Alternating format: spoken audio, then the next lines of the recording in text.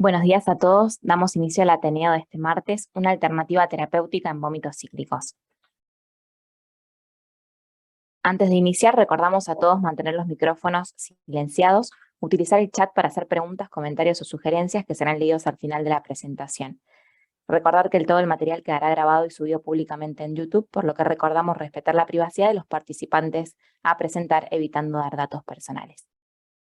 Para iniciar, damos lugar al servicio de clínica pediátrica, al doctor Manuel Vera.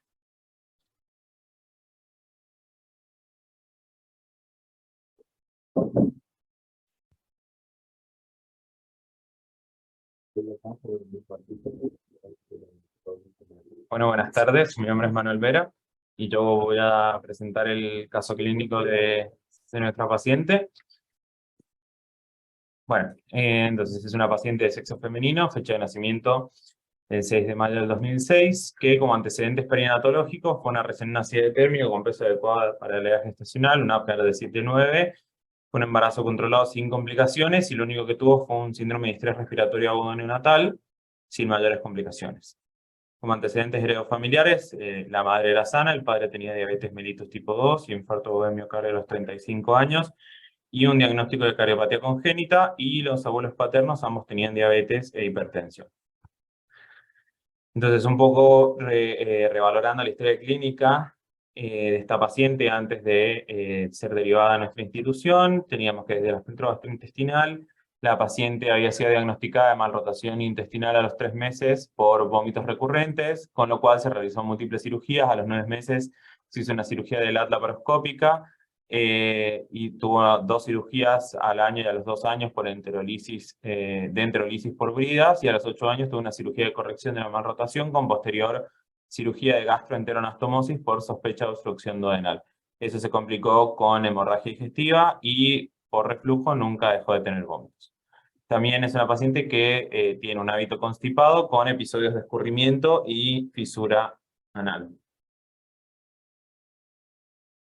Desde lo neurológico, es una paciente con diagnóstico de retraso madurativo, con epilepsia en la primera infancia, que hizo tratamiento transitorio con ácido valproico que terminó suspendiendo, con una última resonancia magnética de encéfalo del 2014 que evidenciaba megacisterna magna, asimetría de cavidades ventriculares, alteraciones morfológicas en hemisferio cerebral izquierdo, cuerpo calloso disminuido de espesor y tamaño, dilatación de arterias dentro del espacio de Virchow-Robin y un quiste subaracnoide.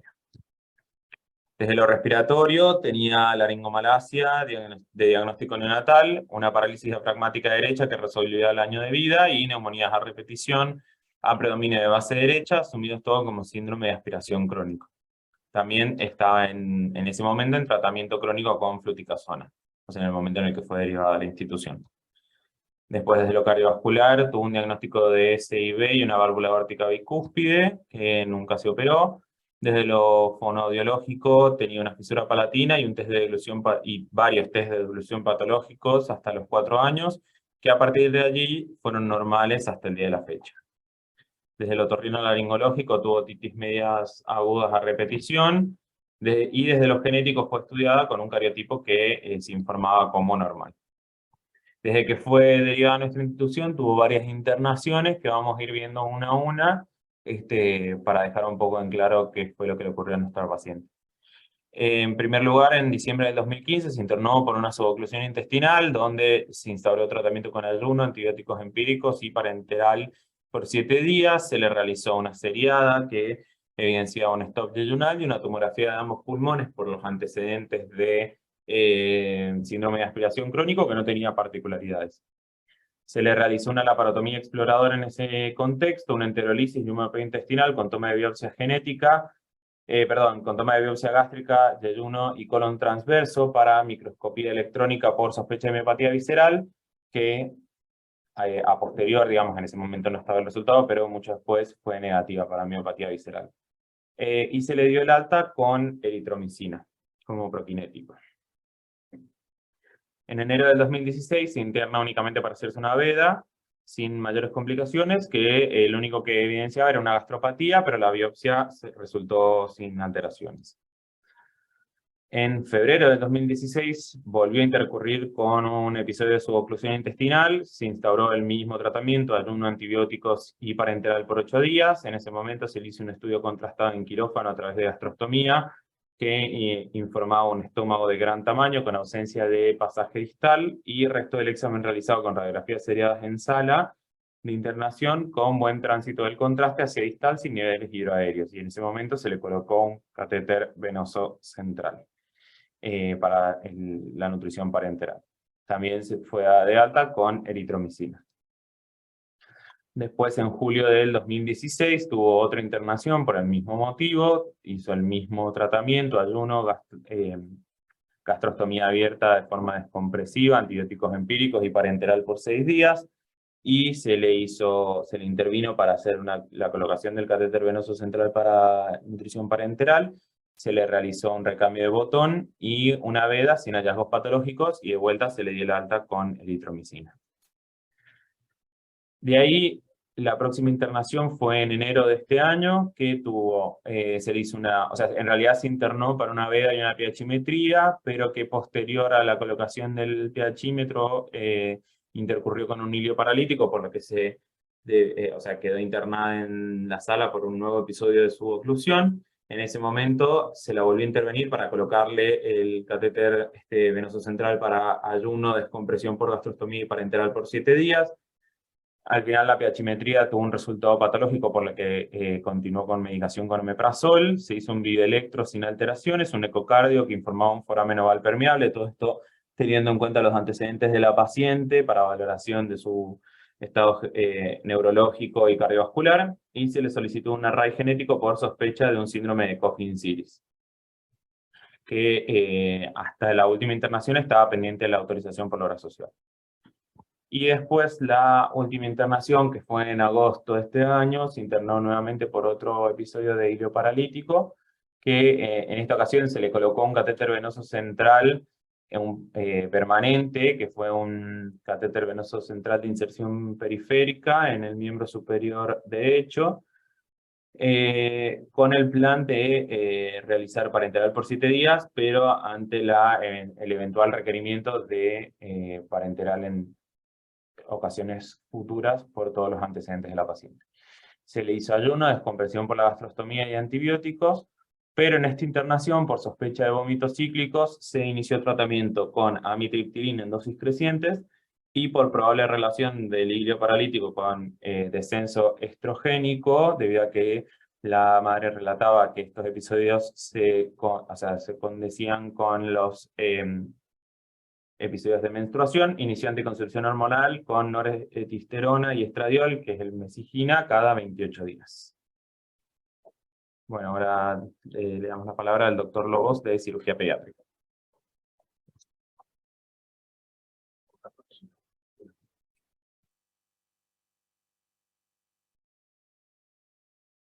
Hola, bueno, buenas tardes. Gracias por la invitación. Esta fue una paciente que nosotros ya empezamos a seguir con una historia previa muy larga desde lo quirúrgico, pero sí vale la pena por ahí recapitular un poco todo lo pasado, porque la sensación que uno tiene ahora retrospectivamente es que esta paciente fue sometida a varias intervenciones quirúrgicas donde se interpretaron hallazgos que no eran del todo, que a la luz de la historia posterior claramente no eran diagnósticos correctos, pero que motivaron intervenciones e incluso modificaciones anatómicas en el abdomen de la paciente. Si uno se plantea, digamos, sin conocer toda esta historia que nosotros conocemos acá después de de toda esta secuencia de intervenciones, cuando uno tiene un paciente con síntomas que uno podría asumir como compatibles con obstrucción intestinal, que son episódicos y que se manifiestan en forma bastante severa, ocasionando internaciones y necesidad de ayuno, eventualmente nutrición parenteral. Esta paciente, como otros pacientes que podemos ver y que no conocemos o que todavía no han pasado por una historia tan larga como esta, cuando un paciente tiene síntomas de distensión abdominal, ausencia de progresión de tránsito intestinal y gases, asociado con vómitos que pueden ser a veces biliosos o con débito bilioso por una sonda nasogástrica o por una gastrostomía, se plantean básicamente una cantidad de escenarios posibles simplemente con esta primera aproximación clínica. Lo primero que en general los cirujanos pensamos y tendemos a tratar de descartar es que haya una obstrucción mecánica. Entonces, las causas anatómicas de obstrucción intestinal pueden ser las más frecuentes, la obstrucción por bridas posoperatorios, hernias internas, que también suelen ser en general producidas o secundarias a alguna brida en un paciente que ha sido operado, vólvulos parciales o completos en el caso de la malrotación intestinal, la invaginación intestinal, por supuesto, en pacientes por ahí en edad para presentarla, algunas causas más raras, como puede ser una obstrucción endoluminal por pólipos o cuerpos extraños ingeridos, etc. Pero básicamente uno se va a plantear los diferentes diagnósticos diferenciales de obstrucción intestinal dependiendo de la edad del paciente y los antecedentes que haya presentado, si tuvo antecedentes quirúrgicos o no y demás. Pero en general es lo primero que se piensa y es lo que uno busca descartar. Tener en cuenta que en general los pacientes que tienen una obstrucción mecánica, uno puede identificar digamos, desde el punto de vista clínico, son pacientes que además de tener vómitos y distensión abdominal, suelen tener dolor importante, digamos, y una característica particular de la obstrucción mecánica es el dolor cólico, que trata de vencer la obstrucción en un punto determinado del intestino. Y esto además, en general, se puede demostrar en las imágenes. Uno puede hacer un par radiológico y ver si hay niveles hidroaéreos y demás, y de tensión de la progresión del aire hasta un cierto punto. Por eso es importante siempre, no solo la placa de pie, sino una placa acostado para ver si hay aire distal.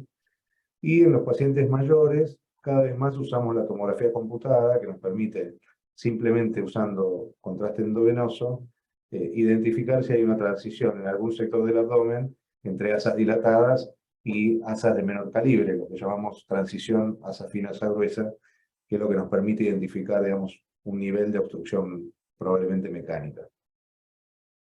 Cuando estas características no están, ya sea lo clínico y lo imagenológico, otro diagnóstico que a veces, otra situación, otro escenario que podemos en muchos casos encontrar es el ilio funcional o la patología funcional. Lo más frecuente es el ilio paralítico secundario a cuadros generales o de compromiso general más importante. Esto se ve con mayor frecuencia en pacientes pequeños, en neonatos y en lactantes. U otros cuadros más raros, donde entran todo el grupo de trastornos funcionales, de los que los cirujanos sabemos bastante poco, y que cuando se dan este tipo de diagnósticos más raros, y bueno, seguramente después el resto de la tenemos vamos a seguir hablando de esto, el cirujano habitualmente no piensa en esto. Los estudios a veces pueden dar diagnósticos equívocos o uno malinterpretar lo que uno puede ver en los estudios, e incluso motivar cirugías exploradoras en donde el cirujano que no está previamente avisado o adecuadamente formado o que tenga el conocimiento adecuado de los otros tipos de trastornos funcionales que pueden aparecer, se ve obligado a tomar conductas, como puede ser hacer una operación de LAD en un paciente que en realidad no estaba mal rotado, o hacer una anastomosis gastroduodenal o gastroyeyunal en un paciente que no tenía una obstrucción duodenal claramente demostrable. Entonces, esto además, digamos, lo que provoca es que, primero que se malinterpreta un diagnóstico y la familia considera que tiene un diagnóstico y en realidad era un diagnóstico incorrecto. Y segundo, que las modificaciones anatómicas que la cirugía produce también pueden impactar en el futuro, digamos, funcionamiento intestinal o digestivo del paciente. Dentro de este grupo hay algunas típicas diagnósticos que a veces se malinterpretan. La rotación intestinal incompleta, que a veces escuchamos, la obstrucción del compás aortomesentérico, que a veces, si bien es una entidad absolutamente establecida, muchas veces se malinterpreta una obstrucción a nivel duodenal por un compás aortomesentérico que en la práctica no es tal. Y hay otro diagnóstico que a veces, más en adultos, se hace, que es lo que se llama el síndrome del ligamento arcuato, que es una compresión, digamos, del tronco celíaco por el ligamento arcuato a nivel del retroperitoneo, que es una entidad muy descrita, que se han operado muchos pacientes de esto y que la verdad es que no está claro si realmente es algo anatómico que provoca trastornos funcionales muy claros. Así que para los cirujanos siempre tratar de decir, bueno, tenemos que conocer que hay un universo de patología funcional que puede provocar a veces síntomas muy floridos en los pacientes y que no tenemos que hacer un diagnóstico de obstrucción mecánica si no estamos absolutamente convencidos de que hay algo que lo provocó. Y un poquito aparte, que no quiero dejar de mencionarlo porque en esta paciente fue un diagnóstico diferencial o un diagnóstico operativo durante bastante tiempo, es la pseudoobstrucción intestinal, que es una patología muchísimo más rara, que tiene características bien definidas desde el punto de vista clínico, y que puede tener un poco de los dos. Puede tener momentos de que el paciente presenta lo que parece claramente una obstrucción mecánica, pero que en la práctica no hay una causa mecánica definida, sino que se trata de un trastorno primario del intestino. Aquí en nuestro centro a veces tendemos a sobrediagnosticar esta entidad porque por una cuestión de deformación profesional en el equipo de rehabilitación y trasplante intestinal recibimos pacientes, un número importante de pacientes derivados con esta patología, pero que tiene una característica particular y que esta paciente, a pesar de que el diagnóstico operativo que teníamos es ese, nunca nos terminó de cerrar porque estos son pacientes que tienen síntomas crónicos, que habitualmente no tienen periodos prolongados de normalidad como esta paciente tenía, que tienen impacto objetivo, porque uno puede encontrar dilatación intestinal y trastornos, digamos, visibles anatómicamente en el paciente por las secuelas que la patología va produciendo. Así que hay que tener cuidado también al poner el sello de esta patología cuando el cuadro clínico no es muy claro. Así que hasta acá llego, me parece. Bueno, muchas gracias, doctor. Ahora sí, damos lugar al servicio de gastroenterología con la doctora Verónica Busoni y posteriormente Adriana Gilbert. Bueno, buenas tardes a todos.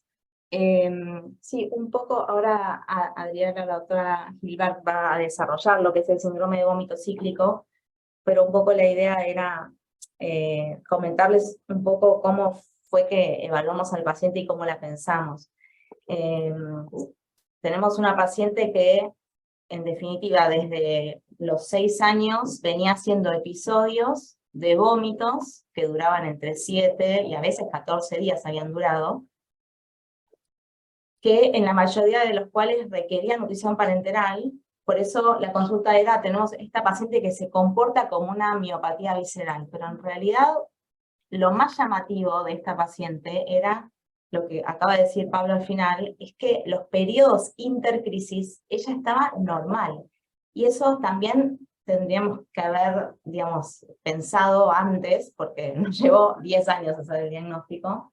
Tendríamos que haber pensado antes, bueno, o sea, una paciente con pseudoobstrucción intestinal no puede estar en el medio, digamos, totalmente sana y normal y comiendo sin distensión y con deposiciones normales. Entonces, esa es como primer bandera roja, una paciente que repetía, ¿sí? Primero hacía estos episodios más o menos, porque en realidad esas internaciones que ustedes vieron no son todas las que tenía, porque la chica vive en el campo y se interna en la zona donde vive, que vive cerca de Tostado Santa Fe.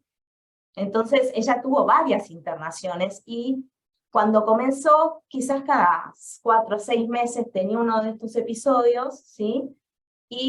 Pero cuando ahora consulta en el último año, había tenido más seguido. ¿Por qué? Porque había tenido la menstruación y estos episodios habían pasado a ser mensuales, ¿sí? Entonces, claro, con el diario de hoy es fácil, pero si miramos para atrás tenemos una paciente que tenía episodios prolongados, porque otra cosa importante es que el síndrome de vómito cíclico en general, los episodios de vómitos, las crisis, se dan en más del 50% de los casos, duran como máximo 48 horas. A veces duran horas nada más, de horas a 48 horas. Entonces como que esta chica se iba un poco de lo habitual y tuvimos que, o sea, cuando el relato nos pareció esto, pero tuvimos que ir a leer la letra chica porque, bueno, sí estaba demostrado que en algunos casos se podían extender hasta 14 días con requerimiento parenteral, pero no es lo habitual, o sea, no se queden con esta idea, no es habitual que un paciente con síndrome de vómito cíclico necesite parenteral en cada crisis, porque, como les digo, suelen durar como máximo 48 horas. Pero bueno, entonces, ahora sí, Adri, si querés desarrollar el tema, que ya lo tiene bien preparado. Dale. ¿Cómo están? Buenas tardes, yo soy Adriana Gilbar, becaria de tercer año del Servicio de Gastroenterología. Se escucha muy bajito, Adri. ¿Ahora mejor? A ver. ¿O se sigue escuchando bajito? Yo mi volumen lo tengo al máximo. ¿Ahí se escucha bien? Adri, puedes continuar, gracias. Se escucha bien, Dale. se escucha bien. Genial, buenísimo. Bueno, un poco lo que habían comentado antes Vero y Pablo, de que inicialmente esta paciente, por su...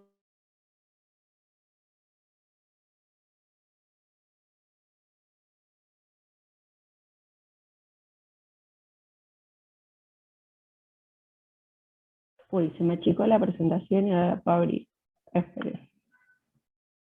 Que no la puedo... No veo la presentación. Bueno, la abro desde acá. ¿Se me escucha? ¿Hola? Hola Adri, sí, se escucha. Ahí está, perdón. Bueno, donde inicialmente parecían un cuadro así de origen más funcional, y en la última internación, reinterrogando a la madre, en donde surge el relato de ella, esto de que en el último año los episodios habían sido más estereotipados, los caracterizaba bien, que se presentaban de manera mensualmente, pudiendo relacionarlos en los últimos 4 episodios con el ciclo menstrual. Entonces ahí en donde ella los caracterizaba muy estereotipados, la madre sabía exactamente cómo comenzaban, cuántos días duraban, y cómo la nena se volvía a sentir mejor y volvía a su estado habitual. Entonces ahí es donde empezamos a sospechar que el trastorno era más funcional que algo orgánico, y pensamos en este síndrome de vómitos cíclicos, que está definido según los criterios de Roma como 2 o más episodios de náuseas y vómitos paroxísticos, que pueden durar horas, como explicaba Vero.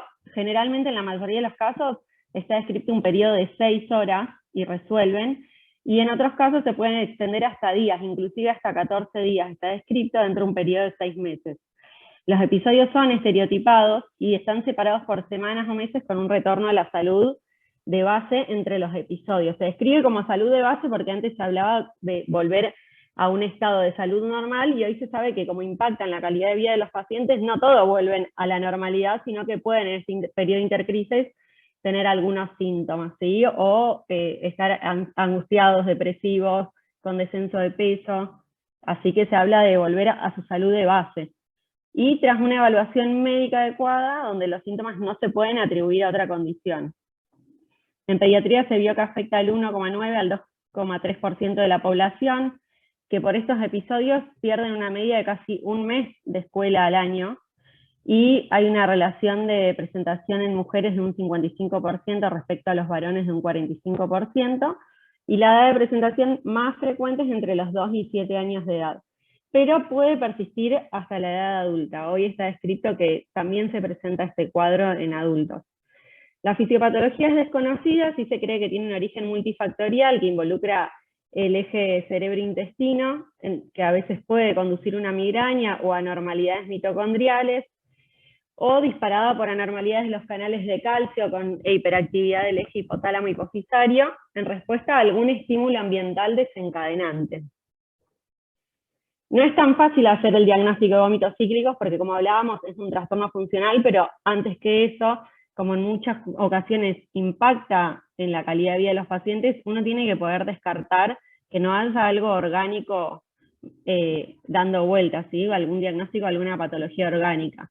Como describimos antes, estos episodios son de vómitos repetitivos y estereotipados, con un episodio intercrisis de salud basal y sin hallazgos patológicos asociados. Ahí es donde tenemos que sospecharlo y podemos diagnosticarlo. ¿Qué hay que descartar previamente? Está descrito en la bibliografía, las banderas rojas a descartar dentro de las patologías orgánicas, siempre algo metabólico, por lo que en el periodo de la crisis, en el paciente cuando llega a la guardia es importante hacerle un laboratorio, con un hemograma, con un estado ácido base, una glucemia, inclusive medir ácidos orgánicos en orina, ¿sí? Pensando en algo metabólico. Evaluar a nivel gastrointestinal alguna alteración anatómica, ya sea por clínica y por imágenes, alguna malrotación, la presencia de algún vólulo, como comentaba el doctor Lobo, inclusive la realización de una endoscopía sospechando por la presencia de estos vómitos persistentes una esofagitis eosinofílica, y obviamente descartar una etiología neurológica de estos vómitos, ¿no? Algo que esté produciendo un síndrome de hipertensión endocraniana a través de imágenes y de valoración clínica. Una vez que podemos descartar estas tres patas importantes de alguna etiología orgánica, entonces con todos los estudios normales podemos decir que podríamos confirmar o sospechar este diagnóstico funcional de síndrome de vómitos cíclicos. En la bibliografía está escrita que esta enfermedad presenta 4 fases, ¿sí? Está el intervalo interictal, que es el periodo de salud basal del paciente, que lo que está descrito es que hasta en el 70% de los casos, en estos periodos en donde el paciente está libre de crisis, la modificación en el estilo de vida disminuye la presencia de las crisis, ¿sí? ¿En qué se modifica el estilo de vida? Tiene que ver con una modificación en el sueño, habla de una higiene de sueño. Muchas veces los pacientes que tienen insomnio o que hablan de estos chicos en edad escolar que realizan pijamadas, la alteración del ciclo del sueño puede ser un desencadenante para este síndrome de vómitos cíclicos. Una buena alimentación, ¿sí? Y realizar ejercicios. Esto se vio que en un 70% de los casos puede disminuir la presencia o el gatillar esta fase de vómitos. Y en los casos severos y graves, como fue la de nuestra paciente, sí está descrita una terapia profiláctica médica, con ciprofloxacina para los pacientes menores de 5 años y amitriptilina en aquellos mayores de 5 años como terapia de primera línea. Después está descrita una fase prodrómica que es muy breve, está descrita que dura aproximadamente entre 1 a 2 horas, en donde algunos pacientes pueden identificarlos como la presencia de cefalea, de náuseas, de irritabilidad ante distintos estímulos como la luz, el sonido, en donde ahí está indicado una medicación abortiva, como los triptanos, pero que solo está descrito que funciona en los casos leves, ¿sí? Porque es un periodo muy corto en donde tienen que poder identificarlo para poder tomar la medicación y evitar que este síndrome siga evolucionando. En tercer lugar está la fase de vómitos per se, que ahí sí es donde el paciente ya empieza con todos los síntomas, con estos vómitos estereotipados, que en algunos casos duran pocas horas, resuelven en sus casas y no requieren internación, y en otros casos, al ser persistentes con una duración más larga, requieren un manejo de sostén clínico a nivel hospitalario para medidas de rehidratación, antieméticos, analgésicos, e inclusive muchas veces lo que está descrito que puede frenar o acelerar el proceso de inhibir los vómitos en estos pacientes es indicar sedantes, ¿sí? E inducir el sueño. Que el descanso es como una de las grandes factores o ayuda para disminuir esta presencia de vómitos cíclicos. Y en la fase de recuperación está descrito que el paciente, una vez que supera la fase de vómitos, se recupera de íntegrum. No es que uno tiene que iniciar de a poco una tolerancia con una dieta líquida, después una dieta blanca. Una vez que se recupera y puede recuperar su vida habitual instantáneamente. En aquellos pacientes en donde la fase de vómitos se extiende por mucho tiempo, está escrito en aquellos que se extiende por más de 5 días, está indicada la colocación de un catéter para una nutrición parenteral, ya que permanecer el paciente en ayunos, en cetosis, prolongaría y perpetuaría más todavía esta situación de vómitos cíclicos. Bueno, y un poco de lo que hablaba antes, el manejo más que nada para los pediatras, en estos periodos intercrisis, la indicación de la terapia de profilaxis, aquellos que requieren ya sea las medidas higiénico-dietéticas, evitando todas esas medidas que disparan los vómitos cíclicos, como el descanso, la alimentación, la realización de ejercicios, la terapia medicamentosa en aquellos que lo necesiten, que tengan casos más severos, como es el de nuestra paciente, la terapia abortiva para el periodo prodrómico, y en caso de que ya inicie la fase de vómitos, bueno, el manejo en la guardia y en la internación a través de fluidos, de un plan de hidratación con administración de dextrosa al 10%, antieméticos y sedantes como para manejar clínicamente a la paciente, intentando disminuir todos los estímulos de ruidos, de luces, para mantener a la paciente lo más tranquila posible, intentando así acortar el periodo de vómitos.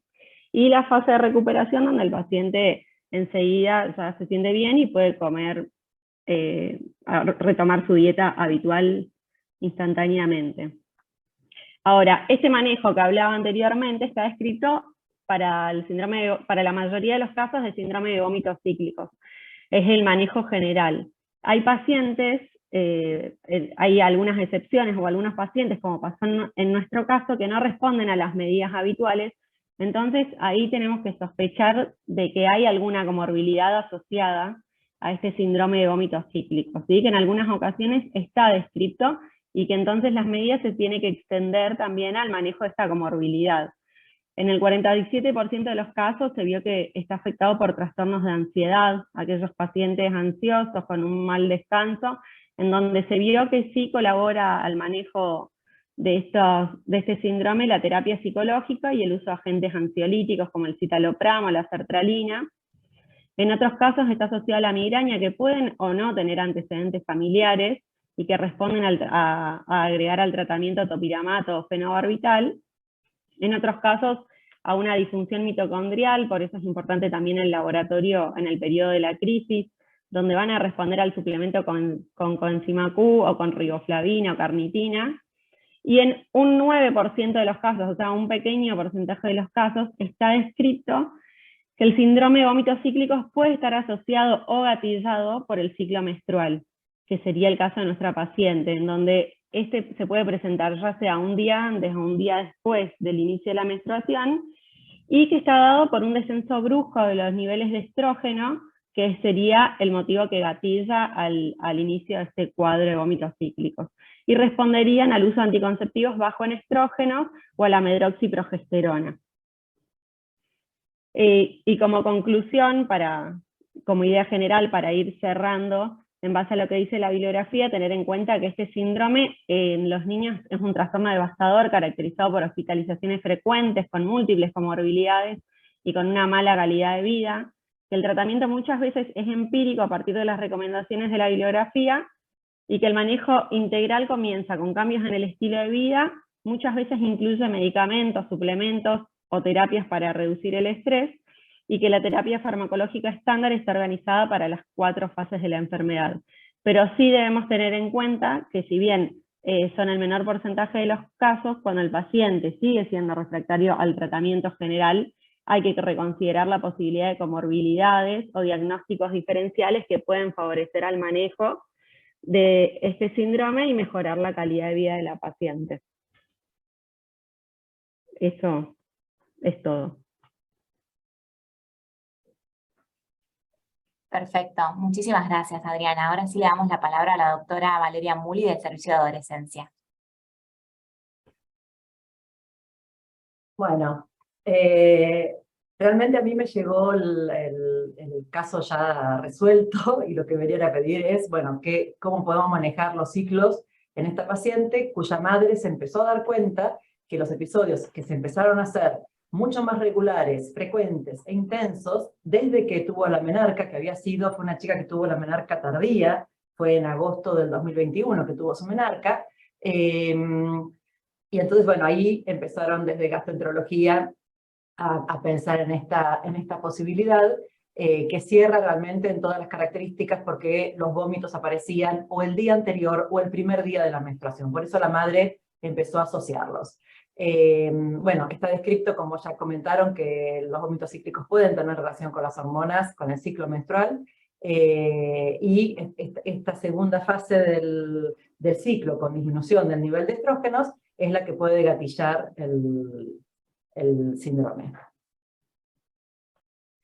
Entonces, ante este diagnóstico, empezó con un tratamiento con amitriptilina, como describieron, y asociamos la anticoncepción intramuscular al principio, porque no sabíamos cómo iba a ser la respuesta y teníamos miedo que tuviese nuevamente intolerancia con vómitos y que esto entonces complicara el cuadro, con lo cual le dimos 3 meses la anticoncepción de manera intramuscular, se dio con tratamiento combinado como para que tenga estrógenos todo el mes, y por una cuestión, digamos, en su localidad no consiguen la medicación intramuscular, con lo cual ahora va a empezar a partir de este mes con los anticonceptivos combinados por vía oral.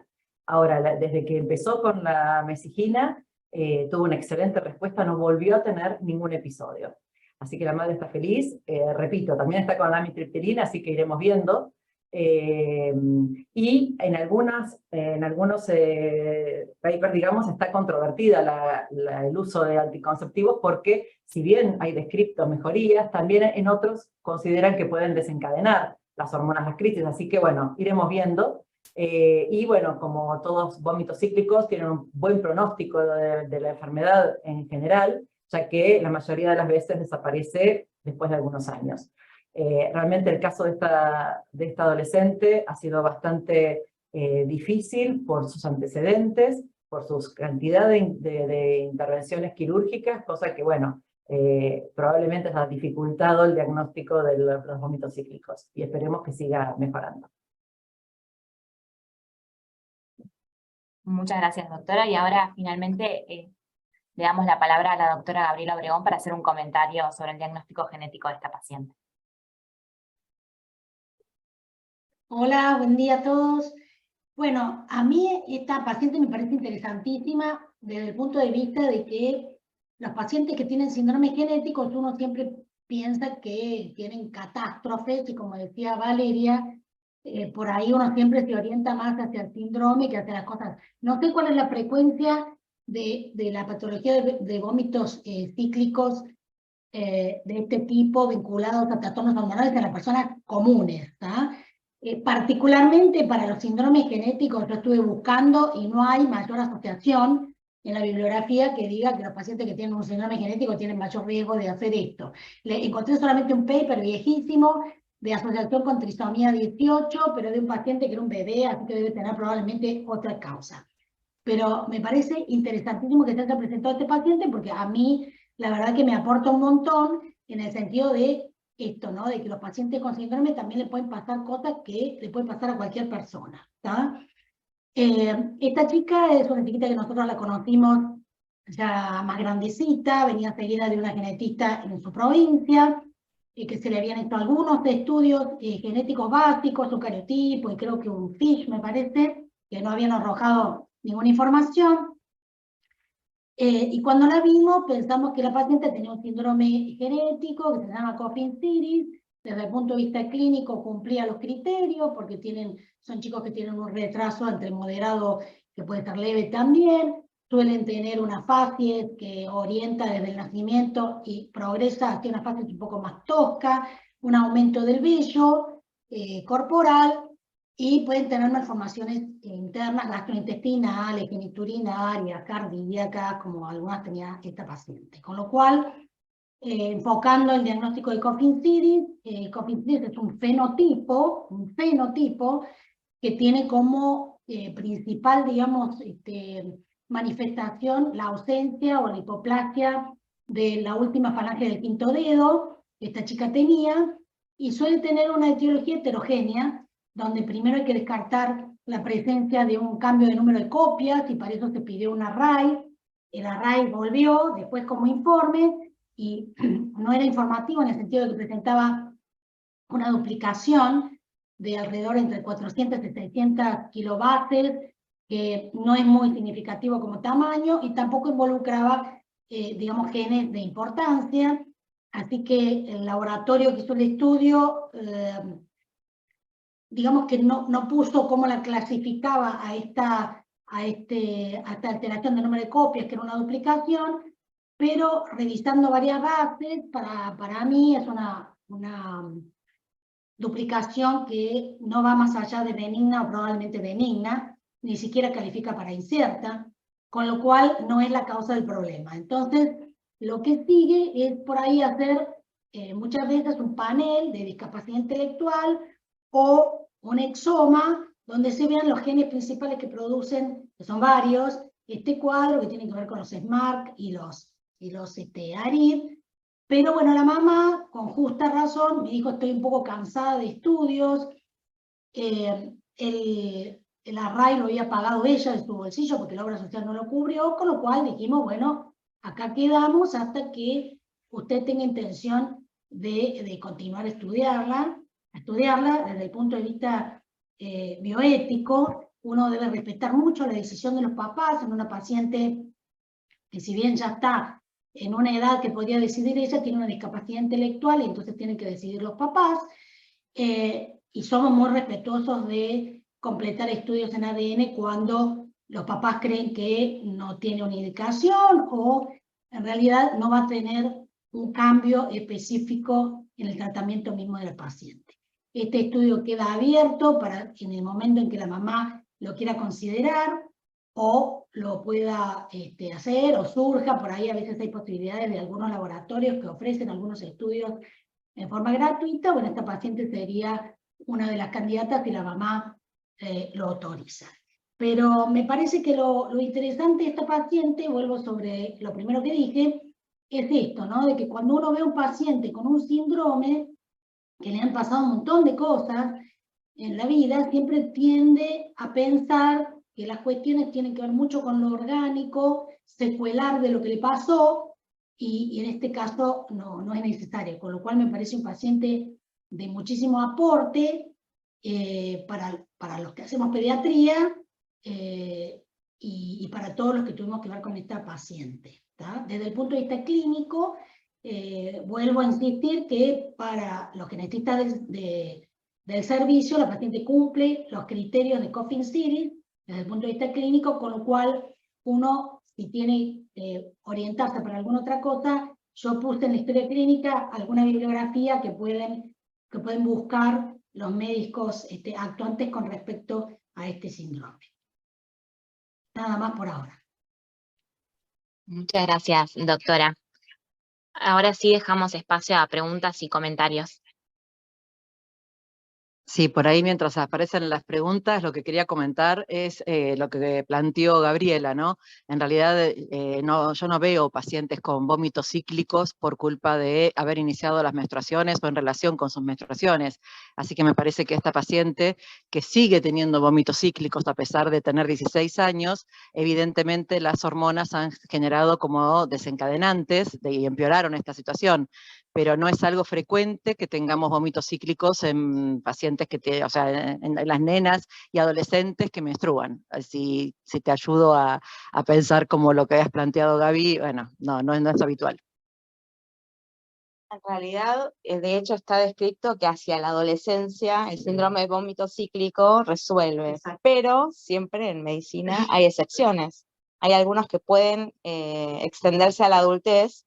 Incluso ahora hay, digamos, descriptos casos en la adultez que debutan en la adultez con síndrome de vómito cíclico. Por supuesto es raro, pero bueno, pero existe. Esta chica se salió digamos, de las normas, por eso que tal vez costó tanto llegar a pensarlo, pero como les decía y les repito, no se vayan con la idea de que un síndrome de vómito cíclico termina con parenteral en cada crisis, porque no es lo habitual. O sea, si tienen un paciente que... Lo habitual es que es un paciente que hace estos episodios, lo que siempre tienen que interrogar es si tiene los periodos intercrisis son de salud, y digamos, si hay siempre preguntamos si hay antecedentes de migraña, porque eso también ayuda, digamos, a orientarse. Muchas veces puede tener migraña el mismo paciente o tener antecedentes familiares de migraña. Bueno, y el periodo de salud intercrisis, y en general van a ser pacientes que les van a contar que terminaron en la guardia en marzo, estuvieron unas horas, lo hidrataron y después se fue a la casa. Le pusieron Reliberan en la guardia o ondansetron y después, no sé, en mayo otra vez, otro episodio. Otra de las cosas que siempre preguntamos es si cada episodio es calcado del otro, porque es bastante característico que siempre empiezan igual a la misma hora, dura al mismo tiempo, y si tiene aura, porque eso lo mencionaba Adri, o sea, los pacientes cuando saben que va a venir la crisis, ellos se dan cuenta. Entonces son todas características que hay que interrogar para orientarnos a pensar en este diagnóstico. El doctor Guillermo Alonso quería hacer una pregunta. No sé si querés habilitar el micrófono.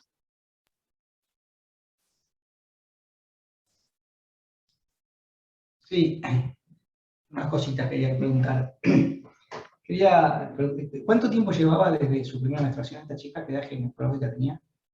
¿Dijiste agosto del 2021 más o menos? Que la mamá dijo que los últimos 3 menstruaciones había sido. A mí me dijo que en agosto del 2021 había empezado las menarcas. Por ella, claro. O sea, a los 15 años. Fueron las últimas. Claro. Sí, A ver. No, yo quiero tiene 16. hacer unas preguntas y algunos comentarios, como dicen siempre. No, una es que está claro que los estrógenos de alguna forma modulan la motilidad intestinal y de hecho los trastornos funcionales de la motilidad intestinal son más frecuentes en las mujeres que en los varones por lejos, ¿no? Y que esto no quiere decir que los varones no tengamos estrógenos, tenemos, pero en una concentración más estable a lo largo de todo el mes o el año. En cambio, las chicas tienen sus oscilaciones. Ahora, este problema que tiene esta chica, ustedes interpretan, Valeria, que tiene que ver con la caída brusca de los estrógenos o con ciclos anovulatorios en donde la progesterona no hay ovulación, no hay progesterona, y como pasa en las chicas con las epilepsias catameniales, el desbalance entre los estrógenos y los progestágenos, más que la concentración absoluta de estrógenos, es el determinante. ¿Está bien? Sí, lo que la madre refería es que esto ocurría siempre en, sí, las últimas 3 veces, sí, es cierto, un gatillo tal cual, el día previo o el primer día de la menstruación. Y esto estaba definido, digamos, a partir de la diferencia en el nivel estrogénico, ¿sí? Del momento del ciclo. Ahora, si ese ciclo había sido ovulatorio o no ovulatorio, yo no te lo podría certificar, digamos. Pero no tenemos alguna evidencia de eso. no, pero con la anticoncepción esto cambió abruptamente. Y la mitriptilina. Y la mitriptilina, por eso sí, veremos cuando empezamos a sacar. Le pusiste una anticoncepción continua que tiene niveles continuos de estrógenos y progestágenos. Exactamente. Y al principio intramuscular porque no sabíamos si iba a responder o iba a empeorar. Entonces, bueno, para que no empeoraran los vómitos por la tolerancia oral al anticonceptivo oral, se lo pusimos intramuscular, anduvo bárbaro, y bueno, y ahora vamos a ver qué pasa con el anticonceptivo oral. Y no interpretaron que la chica lo que tiene es dismenorrea profunda y, bueno, es dañada neurológica, no sé en qué medida, y expresa dolor o no, y vomita por eso. En realidad no refería a dolor menstrual, y es una chica que si bien tiene como un retardo, se expresa perfectamente y puede contar lo que le pasa, ¿sí? Así que no sé si a ustedes... No, además, ella le vino entonces a los 15, dijiste. A los 15. Y ella empezó con estos cuadros a los 6 años. 6 años. ¿Sí? O sea, ella tiene un síndrome de vómito cíclico que se exacerbó cuando vino la menarca, ¿sí? Como dijo Adri, si mal no recuerdo, dijo 9% de los casos de síndrome de vómito cíclico se pueden asociar con la menstruación. Otra vez, no se queden con el concepto de que sí o sí se tiene que asociar, porque menos del 10% lo hacen. Lo habitual es que no. En este caso, nosotros con el interrogatorio, el periodo de intercrisis normal, y digamos, lo pensamos, pero dijimos, pero qué raro que dure 14 días. Yo no me acuerdo que pudiera durar 14 días. Lo fuimos a buscar, podía ser hasta 14 días. Y después dijimos, ¿y qué onda esto de, viste, los últimos 3 episodios que se asociaron con la menstruación? Lo buscamos y estaba descrito, pero no es lo habitual. Digamos, en este caso creo que ayudó, dio el puntapié para terminar de definir el diagnóstico, pero no es lo habitual. Por eso insisto que ella tenía episodios previos desde los 6 años, y esto se agregó al último momento. Claro, mensuales. Tal cual. Hay pregunta, Marcela, ¿desde qué edad se pueden indicar los triptanos? Acá hay otra pregunta en el chat. ¿Desde qué edad se podrían indicar los triptanos? De la doctora Marcela Paz. En realidad estaría bueno si hubiera algún neurólogo, porque eso es para el periodo, digamos, de... abortivo. No, para el pródromo no estaba, sí, dijiste. Es para pródromo y para para el abortar la abortivo. crisis. Claro. Tal cual. Ahí En estuve general- buscando porque vi la pregunta, pero no está aclarada, en los artículos no está Sí. aclarada la edad, pero sí está indicada para los pacientes, así que asumo que a partir de la edad que se presenta se podría indicar, porque no está aclarada que en menores de determinada edad no se pueden dar. En general lo que usamos para el abortivo es el ondansetron. Y es más, estos pacientes cuando tienen el diagnóstico les solemos dar una notita para que ante la aparición de la crisis vayan a una guardia, presenten la nota, le pongan la vía, y le indiquen el ondansetron. Y en realidad cuando el paciente tiene el pródromo, lo que nosotros le solemos indicar más que triptanos es el ondansetron, que arranque en cuanto el paciente siente el pródromo, que ya arranque para ver si se puede como abortar la crisis y acortarla.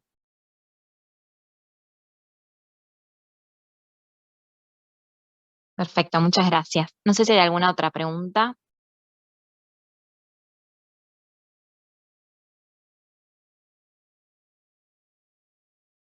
Bueno, muchas gracias a todos por participar. Finalizamos entonces el Ateneo. Muchas gracias. Muchas gracias, la presentación estupenda. Gracias.